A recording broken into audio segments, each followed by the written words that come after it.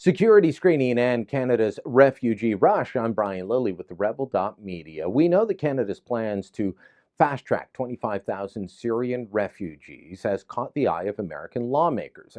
Questions about security have concerned Canadians for several months now. But the Americans, they've been noticing things too. So this week, the U.S. Senate Committee on Homeland Security held special hearings about Canada's fast-track plans. Are the Americans getting more information than we are here in Canada? I wonder. We know that they've had special briefings, special phone calls from both Public Safety Minister Ralph Goodale and his officials. And now they're holding hearings into this. Well, what about security screening questions here in Canada? We've told you here at the Rebel.media, we have been stonewalled in our attempts to find out exactly what kind of security screening is going on.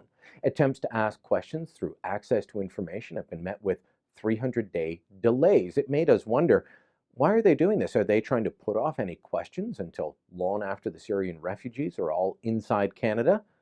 Well, turns out we're not the only ones that think that. This week, the Commons Public Safety Committee held its first meeting. It was supposed to be about electing the chair. It was about setting the agenda. And the Conservatives, well, they wanted to ask specific questions. It's something that caught my eye when Aaron O'Toole, the Conservative critic, stood up and asked this question in the House of Commons.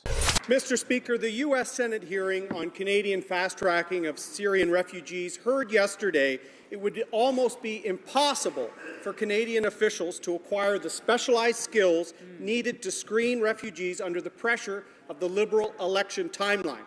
My question is for the chair of the Public Safety Committee. This morning, Liberals on that committee blocked a study on refugee security screening. Why is the safety of Canadians not important enough for the committee to study it immediately? Well, that question and a real lack of response from the Liberals led me to question O'Toole outside the Commons in the House of Commons foyer and say, what's really going on here? Well, to O'Toole, this is about the Liberals trying to make sure that no questions are asked, no answers are given until long after this project is over and done with. A lot of Canadians have had reasonable questions on the refugee screening process. These are reasonable questions, and they're blocking the committee again. So the result will be 4 months of a committee doing nothing and another month delay for us to look at basic security screening questions. Why they're doing that? Because they hope to be done most of it by the time this committee explores it. Whether you support 25,000 refugees coming to Canada quickly, or you oppose it completely and outright, or you could be in the middle and say, yeah, I kind of support it, but I have some questions.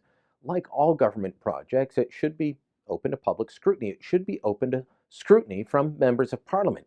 But time and again, the Liberals have tried to make sure that it can't be subject to scrutiny, whether from the media, from members of the public, or now from members of Parliament. That should be concerning. There are serious questions to be asked. The Europeans have caught several terrorists among the refugees. We've told you about this. The terrorists have said they will use this refugee crisis to plant their own people on Western soil. They've been caught in Europe. We can't assume that there won't be attempts to bring people here. But that's being dismissed by the Liberals. That's being ignored by much of the media. And now that MPs, at least Conservative ones, are starting to ask questions, the Liberals are trying to shut that down as well.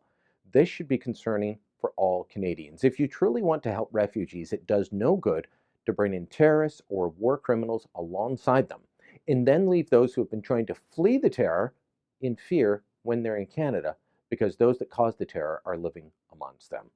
I call on all Canadians to say, enough is enough. We need to have knowledge that what is being done in our name is being done safely, securely, and effectively. If you agree, go to RefugeePause.ca, sign our petition, and let your voice be heard.